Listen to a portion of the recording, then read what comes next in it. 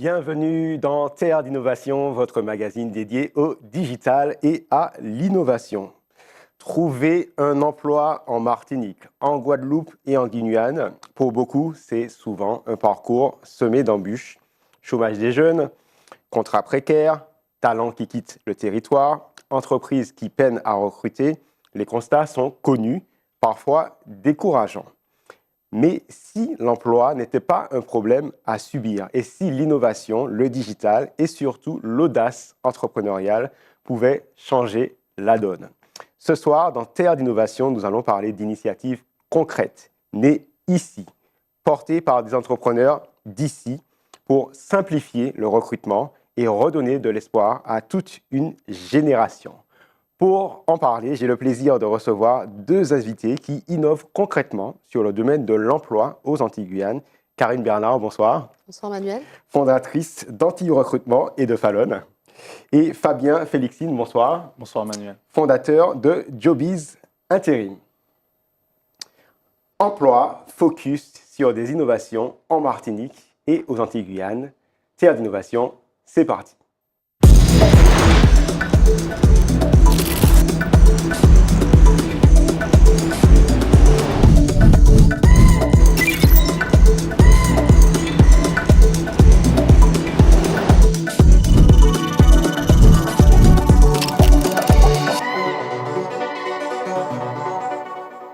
Bonsoir Karine Bernard. Bonsoir Manuel. Alors, est-ce que vous pouvez vous représenter et puis nous présenter très rapidement, parce qu'on va y revenir, Antilles-Recrutement et puis la toute nouvelle Fallon.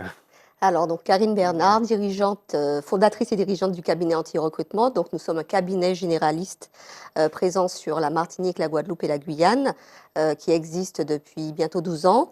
Et Fallon, donc le petit bébé qui est né depuis peu, puisque Fallon est une solution qui est aujourd'hui proposée par Antilles-Recrutement et qui consiste en une plateforme qui permet de faciliter les connexions professionnelles. Très bien, on va y revenir. Fabien, bonsoir. Bonsoir Manuel. Donc Fabien Félixine, même question pour vous. Est-ce que vous pouvez vous présenter puis présenter la structure que vous portez, je crois en Martinique et en Guadeloupe, c'est cela? C'est ça, Guadeloupe et Martinique. Donc Fabien Félixine, je suis cofondateur de Jobiz Intérim. C'est une agence d'emploi nouvelle génération qui facilite l'accès à l'emploi pour les Martiniquais et Guadeloupéens. Alors, avant de parler de vos solutions innovantes, on va quand même d'abord dresser un constat, le constat de l'emploi en Martinique. Vous en êtes des très bons observateurs en Martinique et aux Antilles-Guyane. Alors, première question peut-être pour vous, Karine, c'est quoi les principaux blocages que rencontrent aujourd'hui les candidats d'un côté et les entreprises? Alors, c'est une excellente question et c'est vrai que je parle souvent de paradoxe parce que nous avons effectivement énormément d'entreprises qui peinent à trouver des talents et nous avons également des candidats, des salariés ou des personnes en recherche d'opportunités qui ne trouvent pas forcément l'opportunité qui correspond à leurs aspirations. Donc, voilà. Alors Fabien, vous êtes orienté sur le terrain et l'intérim. Est-ce que ce que décrit Karine, c'est quelque chose que vous observez également? Quelles sont les difficultés qu'ont d'ailleurs les jeunes et peut-être les profils peu qualifiés à trouver un emploi aujourd'hui? Aujourd'hui, c'est principalement ce qui revient chez les jeunes, c'est le manque de formation. D'accord. Et donc ça peut être un frein à l'accès à l'emploi, mais également, on n'en parle pas, mais les transports qui peuvent être un frein, où aujourd'hui on a des jeunes qui peuvent avoir les diplômes, puis qui n'ont pas forcément le moyen de locomotion pour aller chercher cette première expérience. Alors on sait qu'il y a un taux de chômage de 40% en Martinique, 2 fois plus élevé que ce qu'on peut observer en France hexagonale. Mais vous, en tout cas, mes deux invités, vous avez décidé de ne pas subir cette réalité, mais plutôt d'innover. C'est quoi la genèse? À quel moment, Karine, vous vous êtes dit il faut faire autrement? À quel moment naît l'idée d'Antilles-Recrutement et puis finalement Fallon qui suit aujourd'hui? Alors, l'idée est née d'un constat, effectivement, où on parle souvent du chômage, de l'augmentation du chômage. Et au moment où j'ai créé Antilles-Recrutement, c'était l'essor des plateformes de rencontres. Donc, du coup, je me suis dit, mais pourquoi ne pas s'inspirer justement de ces plateformes pour faire un espèce de Tinder de l'emploi? pour vraiment faciliter les rencontres entre employeurs et employés. Pour moi, il était question de mettre en place une logistique, hein, en fait un outil, une plateforme pour permettre aux deux parties de faciliter justement ces connexions. Donc donner de la visibilité aux offres d'emploi et donner aussi de la visibilité à ce qu'on appelle des talents, donc des personnes qui sont parfois malheureusement voilà, noyées dans la masse, parce que le constat, c'est que depuis la digitalisation, eh bien, les entreprises se retrouvent avec une masse énorme de candidatures à traiter et ont du mal à déceler la pépite, la personne qui correspond précisément voilà, Ok, alors au vous profil nous expliquerez recherché. tout à l'heure C'est ça. comment Fallon résout cela, notamment. Alors, petite précision, j'ai peut-être exagéré le taux de chômage à 40%, on est plutôt à 20% en Martinique, mais qui est quand même un taux qui est 2 fois plus élevé que ce qu'on va observer en France hexagonale. Pour vous, Fabien, Jobiz, c'est quoi? C'est une expérience personnelle? D'où vient cette idée? Alors, l'idée de Jobiz, la question, elle est excellente. Ça vient de mon histoire. Ok, Tout simplement, j'étais étudiant en BTS et on me fait découvrir l'intérim. Et après 1 an en intérim, il se passe 2 choses. Première chose, j'ai l'agence avec qui je collabore qui oublie de me payer des heures. Voilà. Et puis, deuxième chose, durant mes cours, j'ai l'agence qui m'appelle systématiquement quand je suis en cours. Donc, j'ai cette frustration, je me dis, mince, j'ai une opportunité qui me passe sous le nez. c'est Mais une opportunité d'emploi, mais voilà, qui Voilà. ne passe sous le nez. Ouais. on en parlait des freins. Et ayant fait des études d'informatique, je me dis, mais comment aujourd'hui je peux mettre mes connaissances en informatique au service du territoire? Et de là vient l'idée de créer Jobiz. Alors, vous, Karine, contrairement, ou peut-être que je ne sais pas d'ailleurs, vous n'avez pas forcément des compétences en informatique. D'où vient cette audace ou ce courage d'aller sur finalement cette innovation digitale qui est déjà sensible et qu'on peut percevoir dans l'anti-recrutement et qui est vraiment l'ADN de Fallon?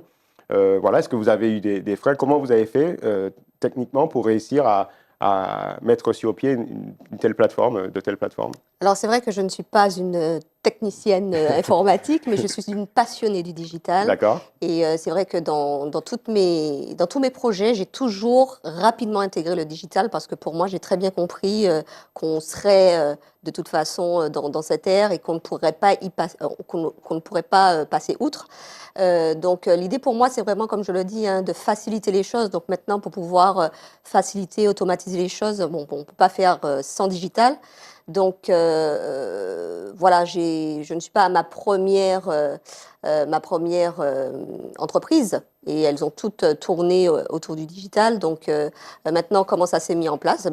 On commence avec les compétences locales, on fait appel à des personnes qui savent faire, on s'entoure des bonnes personnes, et puis après on évolue, on internalise la compétence, et puis on a un cahier des charges qui est bien défini. Une vision. Voilà, une Ouais. vision. Mhm. Je crois que quand on sait traduire, en fait, quand on sait déjà exprimer cette vision, après, il suffit de la faire traduire à travers un développement, tout simplement. Très bien. Alors, on va décortiquer, on va rentrer un peu plus dans les plateformes, les solutions que vous proposez aujourd'hui pour nos territoires. Alors, Karine, peut-être, on va commencer par vous. Quelle est la promesse de Fallon? Et à votre avis, pourquoi votre approche diffère peut-être d'une approche d'un cabinet ou d'une plateforme plus classique? Alors, moi, la promesse part déjà d'un constat. Aujourd'hui, on se rend compte que les entreprises ont de plus en plus de difficultés à recruter, et j'ai envie de dire que c'est une tendance qui ne va pas s'améliorer. Donc là, le message qu'on fait passer, c'est d'arrêter de recruter dans l'urgence. Mhm. Parce que c'est surtout quand on s'y prend à la dernière minute, voilà, enfin, quand on n'est pas proactif, quand on n'est pas dans l'anticipation, eh bien, parfois on fait des erreurs de recrutement. Donc le message, c'est soyez en veille, restez en veille des meilleurs talents. Nous avons une équipe pour ça, nous sommes des professionnels du recrutement, nous sommes sollicités au quotidien par des personnes qui sont en recherche d'opportunités, et nous connaissons les besoins des entreprises, en tout cas qui nous sollicitent. Donc l'idée, c'est vraiment de nous faire connaître ces besoins-là. C'est pour ça, s'il le faut, on va détailler en fait l'offre. Oui. L'idée, c'est vraiment d'utiliser en fait les outils et les moyens et le réseau d'experts que nous mettons à disposition pour nous permettre en fait de proposer des talents ciblés aux entreprises. Aujourd'hui, si on doit résumer peut-être les 3 promesses ou les 3 fonctionnalités ou 2 ou 3 en tout cas, qui ont du sens pour vous? Vous avez vraiment l'impression que Falon apporte de la valeur aux entreprises qui cherchent à recruter? Quelle serait-elle? Alors, c'est déjà facilité donc, dans l'outil, parce qu'on veut un outil intuitif qui est facile d'utilisation. C'est la pertinence dans les profils qui sont proposés, donc vraiment, et puis un gain de temps, tout simplement. C'est une plateforme où on s'abonne. Quel est le modèle pour les entreprises qui seraient intéressées? Alors, tout à fait. Donc, il y a un système d'abonnement. Alors, sachant que l'inscription est déjà une première forme, enfin, un abonnement gratuit, puisqu'on s'inscrit pour bénéficier donc des prestations gratuites de veille. Donc, vous pouvez déjà être en veille des candidats. Maintenant, pour aller plus loin dans la rencontre des candidats, il faut soit acheter un pack de crédit, soit souscrire à des forfaits qui permettent de bénéficier donc de crédits rendez-vous, ce qu'on appelle des crédits rendez-vous, pour pouvoir rencontrer donc des candidats qu'on estime pertinents, intéressants. Et ensuite, bien sûr, il y a donc des honoraires à régler au succès en cas de recrutement.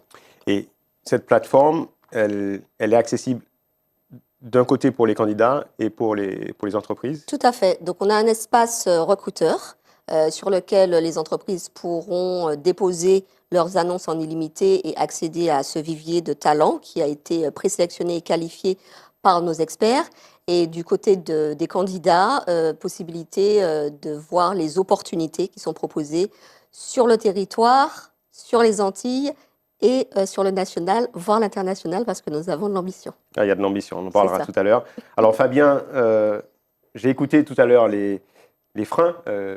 Vous aviez parlé que votre agence d'intérim vous contactait au mauvais moment, vous n'étiez pas disponible, qu'elle oubliait de vous payer. Et du coup, que vous aviez soit pas les salaires que vous deviez avoir, en tout cas, et peut-être les opportunités vous passaient sous le nez. J'imagine que ce sont des problématiques auxquelles vous avez voulu vous attaquer avec Jobiz. Oui, c'est ça. C'est-à-dire que Jobiz, au-delà de l'agence, ça part vraiment d'une vision. J'ai cette ferme conviction qu'aujourd'hui, le digital permet aux entreprises, mais aussi aux candidats, de développer leur potentiel. Et aujourd'hui, Jobiz est un moyen de répondre à cette vision. Et donc, première chose, effectivement, on s'est dit, le digital, avec une application, on peut choisir de postuler où on veut, sur les missions qu'on souhaite. On est informé à tout moment, on n'est pas forcément dérangé. Et puis même côté entreprise, Karine a parlé des différentes problématiques, mais par moment, on n'a pas le choix que de recruter un peu dans l'urgence. C'est un peu l'intérim. C'est ça, c'est-à-dire que nous, on va faire cette variable d'ajustement où on est chef d'entreprise, on a un arrêt maladie, ça ne prévient pas, ou bien même on a un pic d'activité. Qu'est-ce qu'on fait? Est-ce qu'on perd ce chiffre d'affaires ou aujourd'hui on fait appel à une agence qui va nous permettre de capter en fait ce chiffre d'affaires? Et le digital aujourd'hui nous permet justement de mettre à disposition ce profil beaucoup plus rapidement qu'auparavant. Alors Karine nous a expliqué comment fonctionne sa plateforme. Qu'en est-il pour la plateforme Jobiz, à la fois du point de vue des entreprises et du point de vue des candidats? Comment ça se passe? Et peut-être que vous pourriez parler aussi, comme j'ai posé la question à Karine, des fonctionnalités qui font pour vous beaucoup de sens en termes de valeur aujourd'hui, peut-être du point de vue des candidats ou des entreprises. Aujourd'hui, côté candidat et entreprise, c'est relativement simple de s'inscrire. J'aime dire que c'est comme s'inscrire sur n'importe quelle application, un email, un mot de passe, et on a rejoint Jobiz. Côté candidat, on va pouvoir ajouter ces documents simplement, et tout de suite, on aura accès à l'ensemble des offres d'emploi en Martinique et en Guadeloupe. Côté entreprise, c'est la même chose. On va pouvoir créer son compte et on va pouvoir commencer à poster ces offres pour recevoir des candidats. La fonctionnalité, je dirais, la plus marquante côté candidat, c'est déjà la possibilité de voir à quelle entreprise on va travailler. Souvent, dans l'intérim, c'est masqué. Et quand on regarde nos avis, c'est ce qui revient. Donc, on sait avec qui on va travailler. Parce que certes, on veut faire de la caisse, mais peut-être qu'on ne veut pas travailler avec telle enseigne. Voilà, c'est de l'humain avant tout. Hein. Et puis, côté client, ça va être la possibilité de faire sa demande à tout moment. Donc, 24 heures sur 24, 7 jours sur 7, on va pouvoir inviter les profils avec qui on a l'habitude de travailler. Donc, on va aller encore plus vite qu'auparavant, parce qu'en échangeant avec nos clients, ils nous expliquaient, écoutez, là, je passe par vous, mais j'aurais aimé juste contacter le profil et on a l'habitude de travailler ensemble. Donc aujourd'hui, c'est les deux fonctionnalités, je dirais, qui font la différence. Très bien. Alors, pour vous, Karine, la solution est relativement nouvelle, mais est-ce que vous arrivez déjà à percevoir un engouement? Est-ce que les mentalités ont changé? Parce que pour le coup, c'est un vrai virage technologique avec une plateforme comme Fallon. Quelle est la perception aujourd'hui des clients par rapport à cette proposition que vous faites pour les territoires? Alors c'est vrai que Fallon, c'est une offre qui est récente, mais qui est expérimentée déjà depuis plusieurs années par Anti-Recrutement. Donc nous avons effectivement accompagné nos clients dans la prise en main de l'outil. Il y a encore du travail à faire. C'est vrai que le digital, voilà, tout le monde n'est pas forcément à l'aise. Et pourtant, on veut vraiment faire rendre l'outil extrêmement intuitif, comme je le disais. D'ailleurs, c'est un outil que nous développons sur mesure en interne. Donc, du coup, l'idée, c'est vraiment qu'il soit très simple d'utilisation. Donc, c'est vrai qu'on a cet accompagnement, on ne laisse pas nos clients, en tout cas ceux qui auraient des difficultés, peuvent nous contacter et ont toujours quelqu'un, soit au bout du fil ou par mail, qui pourrait répondre. Très bien. Vous, pour le coup, l'application Jobiz, elle a combien d'années déjà d'existence? Ça fait, je crois, déjà 4 ans. 4 ans. Donc, et au niveau justement de cette rupture digitale, l'accueil a été difficile au départ. Vous trouvez que l'adoption est meilleure aujourd'hui? Il y a encore des résistances? Il y a encore du travail? Je dirais qu'il y a toujours du travail. Hein. Ouais. Le digital, c'est un vrai sujet. C'est-à-dire que je dirais que les habitudes sont tellement ancrées que c'est un travail d'expliquer qu'aujourd'hui, on peut faire mieux, on peut faire différemment, je dirais. Donc, il y a un vrai travail d'éducation. Ça vient. Aujourd'hui, il y a quand même 15 000 personnes qui ont rejoint Jobiz. Donc, la preuve qu'il commence à y avoir un engouement, mais le travail n'est jamais fini. Alors, je vais mettre un pavé dans la mare. C'est qu'on parle beaucoup de technologie, on parle du digital. Dans cette émission, on parle beaucoup d'intelligence artificielle. Et aujourd'hui, on parle de l'emploi et souvent, on associe l'emploi à l'homme, à l'humain. Comment vous percevez justement ce bon équilibre entre la technologie et l'humain dans des métiers où finalement on a affaire à des entreprises qui sont peut-être désemparées parce qu'elles n'ont pas la ressource et surtout à des candidats qui sont parfois désemparés parce qu'ils sont seuls et scellés, qui sont à la recherche d'un emploi depuis un moment. Comment on trouve ce bon équilibre entre l'humain et le digital? Alors moi, je pense qu'il faut vraiment mettre le digital au service de l'humain. Dans le cadre de nos métiers, on ne peut pas faire sans l'humain. Le recrutement, c'est vraiment une question d'intuition, de sentiments, d'émotions. On parle beaucoup des soft skills, etc. Donc, même si on déploie des outils pour pouvoir faciliter les process, puisqu'en fait, il s'agit de digitaliser le process tout simplement, même si on utilise aussi l'IA, puisqu'on a intégré l'IA dans les outils que nous proposons. L'IA va intervenir vraiment sur des tâches extrêmement chronophages comme la rédaction des offres d'emploi, va venir en renfort des algorithmes aussi pour permettre le matching, etc. Mais on garde quand même un service d'experts qui vont venir en support parce que parfois l'IA ou les algorithmes peuvent passer à côté d'un très bon candidat, tout simplement parce qu'on n'est pas sur une lecture très bête d'un CV. On connaît nos clients, on connaît leurs exigences, on connaît aussi leurs capacités, voilà, et on sait voilà, apprécier une candidature parce qu'un très bon candidat peut répondre à 2 offres, mais il pourra convenir à une entreprise et pas à une autre pour plein de questions qui vont concerner justement l'humain. Fabien Je rejoins à 100%. Aujourd'hui, c'est vrai que l'IA, ça fait peur et je comprends. Mais je dirais qu'à chaque grande révolution, il y a eu un mouvement de panique, machine à vapeur, etc. Mais on se rend compte que l'IA crée de nouveaux métiers, prompt ingénieur, etc. Il y a des métiers qui se créent autour de l'IA. Mais surtout, au-delà de l'IA, le digital permet pour moi de remettre l'humain là où il devrait être. Et c'est un message que je fais passer dans les entreprises, c'est-à-dire qu'on va améliorer l'expérience client. On va aller sur le terrain. Plutôt que de rester sur de l'administratif, des tâches chronophages, maintenant, on va aller plus en contact avec le client, être à ses côtés. Donc, je dirais que le digital aujourd'hui, comme disait Karine, ça va avec le côté humain. Ça vient en complément, un peu comme un exosquelette, ça vient en complément de l'humain, mais pas pour le remplacer. Alors, au niveau de l'ADN de vos structures, des cultures d'entreprise, pour le coup, j'imagine que le digital est bien présent. Comment vous trouvez que dans votre façon de travailler, dans la façon de travailler de vos équipes, le digital est un levier pour être plus performant ou peut-être même pour plus de cohésion? Alors, nos outils sont déployés et développés pour rendre nos collaborateurs plus performants. C'est-à-dire qu'on va systématiquement identifier ce sur quoi on perd du temps, parce que comme le disait Fabien, c'est vraiment se consacrer à notre cœur de métier. Nous, notre cœur de métier, c'est de trouver les pépites, les perles pour nos clients. C'est ça le focus. C'est ça le focus. En fait, voilà. Et pareil, c'est de trouver la bonne opportunité. On est comme des agents immobiliers, en fait, dans le recrutement. Il y a un acquéreur, celui qui cherche et celui qui... Voilà, donc du coup, il faut faire matcher les deux parce que les deux ont des exigences. Et c'est là que doit se centrer vraiment notre activité.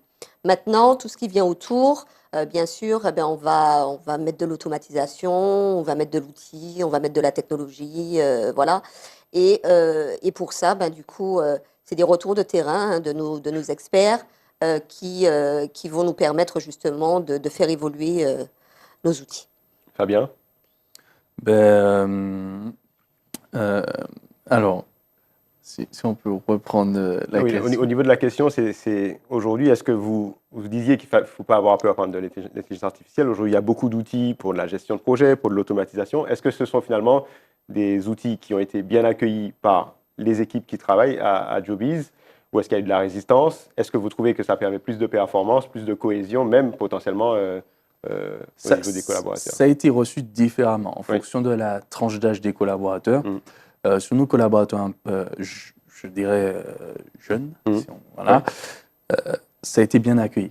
Maintenant, pour ceux qui étaient d'une tranche d'âge, je dirais, supérieure, ils l'ont bien accueilli, mais il y a eu quand même cette crainte. Pourquoi? Parce qu'on cassait les habitudes. Ah oui, mais avant, on ne faisait pas comme ça. Toutefois, avec de la pédagogie, j'ai réussi à expliquer les avantages qu'on avait à utiliser les nouveaux outils. Et quand j'ai certains collaborateurs qui viennent d'autres entreprises, ils sont bluffés. Quand ils arrivent, ils disent « mais waouh, comment c'est possible ?» Très bien. Alors, il nous reste juste quelques secondes. Peut-être Karine et Fabien. Donc, Karine d'abord, où est-ce qu'on trouve les informations au niveau de Fallon et peut-être d'Antillon Recrutement? Alors, recrutement.com. Donc, F-A-2-L-O-N, recrutement au singulier tout attaché.com. Très bien. Donc, c'est l'accès à la plateforme. C'est sur cette plateforme que pourront s'inscrire les candidats, les recruteurs, les employeurs. Et bien sûr, nous restons à disposition. Nos coordonnées sont sur le site internet. Parfait. Fabien? App Store, Play Store, on tape Jobiz et on télécharge et c'est parti pour l'aventure. Parfait. Dans quelques secondes, je vous retrouve pour la masterclass. Le temps pour moi de remercier mes invités. Karine Bernard, fondatrice d'Antillon Recrutement et de Fallon, merci. Avec plaisir. Et Fabien Félixine, fondateur de Jobiz Intérim, merci. Place à la masterclass.